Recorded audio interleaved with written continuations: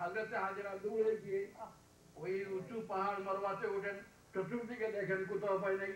আরে কি করা যায়, পানি কোথাও পাওয়া যাবে? আবার ঘুরে আসছেন মারওয়া সাফা পাহাড়ের উপরে।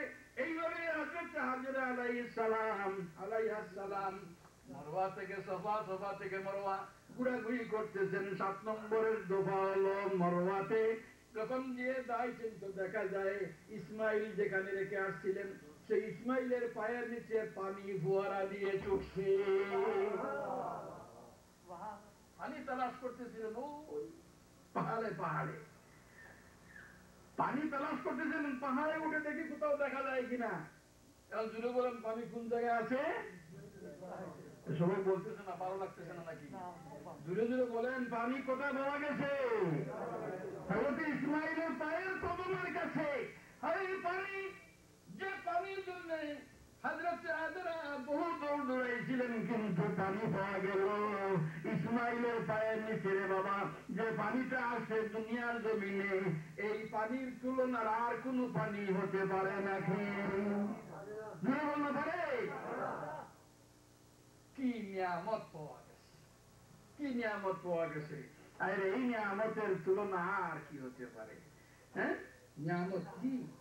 যে জমজমের পানি, জমজম হয়েছে কি? হাজেরা বলেন জমজম, বাস জমজম হয়ে গেছে। বলেন সুবহানাল্লাহ। এবার এক আশিক বলতেছে যে আমি এক আশিকের ঘটনা বলতেছি। বলতেছি এই জমজমের পানিটা খাওয়া হয়, পান করা হয় না নাকি?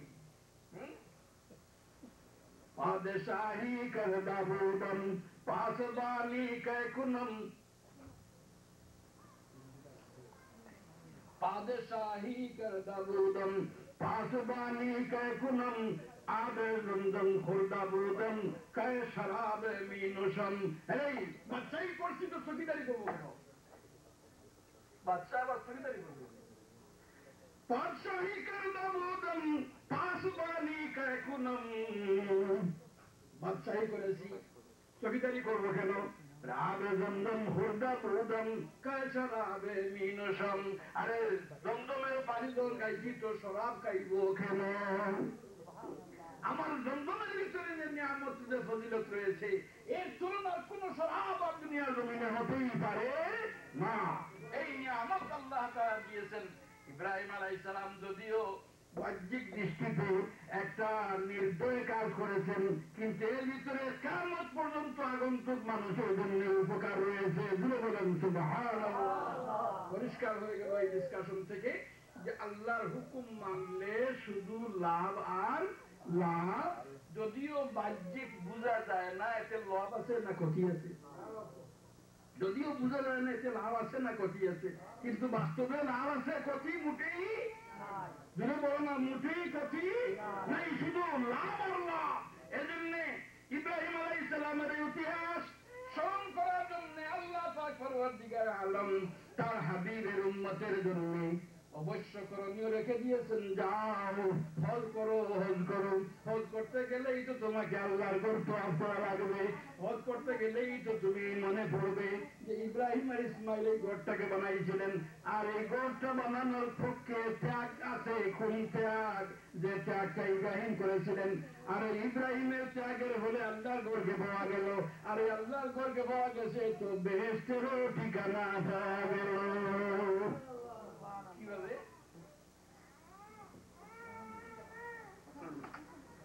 তওয়াফ করার পরে হাদিসে ওরা কেন আছেন, তওয়াফ করার পরে 2 রাকাত নামাজ মাকামে ইব্রাহিমের পিছনে পড়া লাগে।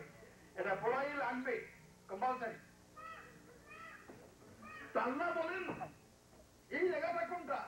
বলেন মাকামে, বলেন সবাই এটা জায়গাটা কোনটা? মাকামে ইব্রাহিম। মাকামে ইব্রাহিম কোন জায়গাটা? ওই পাথর, ওই পাথর যে পাথর লিফটের কাজ দিয়েছিল ইব্রাহিম আর ইসমাইল আলাইহিস সালামের জন্য। লিফটের কাজ, লিফট পর্যন্ত কনস্ট্রাকশনের কাজ যারা করে ওই ওয়ালে চলে উঁচু জায়গাতে উঠতে হলে একটা লিফট লাগে কিনা? আমাদের দেশে না বাঁশ বান্ধিয়েও করে, নাকি হাড় বান্ধিয়ে করে? এই বেটা ঠিক আছে, হাড় বান্ধিয়েও করে। এই সেখানে হাড় পাওয়া যাবে কই থেকে? আল্লাহ পাক পরওয়ারদিগার আলম ওই পাথরটা বাঁধাইয়া দিলেন। এই পাথরের লিফটের কাজ করে, যখন যতটুকু উপরে উঠা উচিত উঠতে হয় ততটুকু ওই পাথর উঠে, যখন নিচে নামার দরকার তখন নেমে যায়। এই পাথরটা লিফটের কাজ দিল, আল্লাহর কাজ কমপ্লিট হয়ে গেল। এবার আল্লাহর হাবিব এই পাথরটাকে সংরক্ষণ করার জন্য নির্দিষ্ট জায়গা বাঁচায় দেওয়া গেল, ওখানে রেখে দাও। আজকালও আছে একটা গ্লাস দিয়ে ঘুরাইয়া গোড় বানায় রাখছে, ওটাকে বলা হয় মকামে ইব্রাহিম। আর আল্লাহ বলে দেন, তোমরা যারা আমার গোড় দেখতে যাবে, যারা মসজিদে হারামে যাবে, যারা হজ করতে যাবে, যারা আমার ঘরকে তরফ করবে, তোমরা খবরদার নির্ভুল করবা না, ওই মকামে ইব্রাহিমের পিছনে নামাজ পড়বে। মকামে ইব্রাহিম মুসাল্লা, ওখানে দিয়ে নামাজ পড়বে।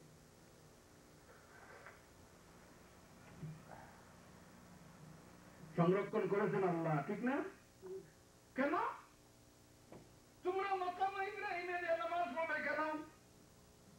এটা তো এমন এক জায়গা, এটা তো এমন এক জায়গা যে জায়গাতে যারা এই প্রবেশ করেছে, মাকামে ইব্রাহিম যারা এখানে প্রবেশ করেছে, মাকামে ইব্রাহিমে যারা প্রবেশ করেছে, আল্লাহ বলেন তারা নিরাপদ হয়ে গেছে।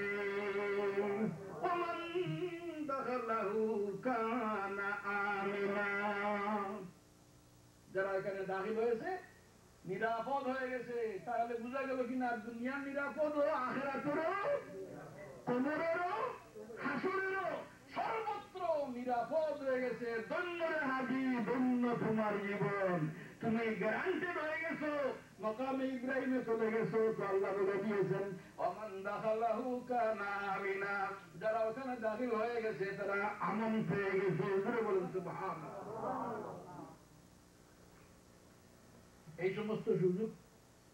সমস্ত সুযোগ আমরা পেয়েছি ইব্রাহিম আলাইহিস সালামে। আল্লাহর একটা হুকুম যেটা দেখতে নির্দয়ের মতো লাগছিল, ওই হুকুমটা ওবে করার কারণে ওই সমস্ত নিয়ামত পাইছি কিনা, সবাই বলে চিৎকার জীবন পাইছি কিনা।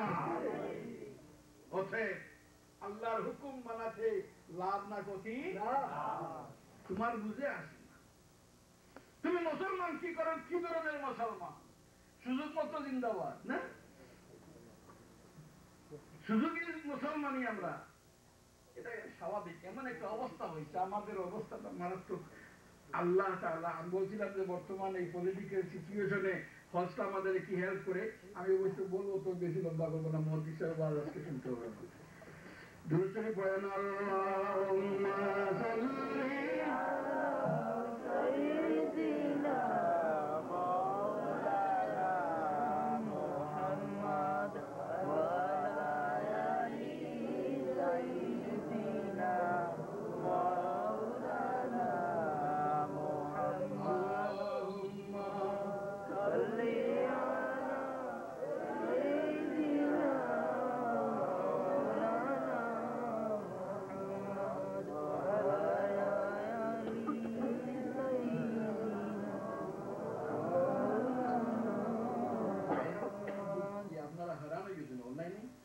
আমিও হেরান যাই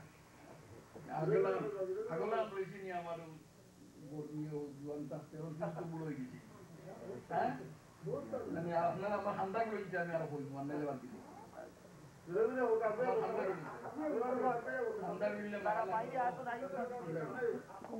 তোমরা ওয়াল ভাঙি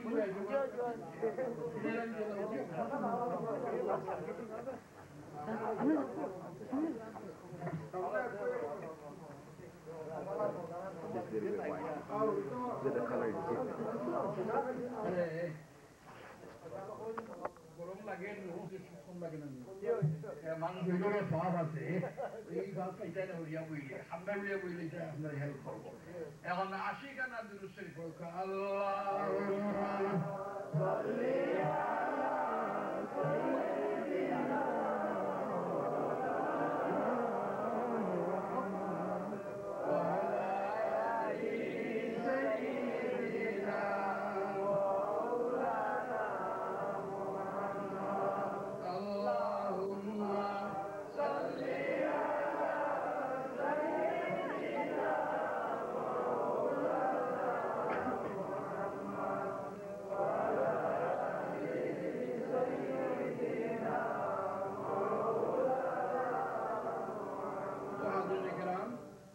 আলোচনার ওই সারাংশটা লক্ষ্য রাখবেন, শুধু ইতিহাসের দিকে মনটা নিয়ে মূল উদ্দেশ্য থেকে বিচ্যুত হবেন না। মূল কথা ছিল যে আল্লাহর হুকুম যে মানে সেই হলো, যুক্তিতে আসুক বা না আসুক, আমি এটা ভালো মন্দ বুঝি আর না বুঝি, আল্লাহর হুকুম যদি হয় সেটাকে আমার মানা লাগবে। আর যদি আমি হুকুমকে মেনে নেই তো ক্ষতি হবে না, শুধু তার প্রমাণ হলো হাজী সাহেব আপনাকে আল্লাহ বলেছেন সেখানে যাওয়ার জন্য, আর ওই করে জিয়ারত করার সাথে সাথে ইতিহাসটা আপনার সামনে আসবে। এবার আসেন, ধনী হওয়ার চান কিনা সবাই ঘুরে বলেন।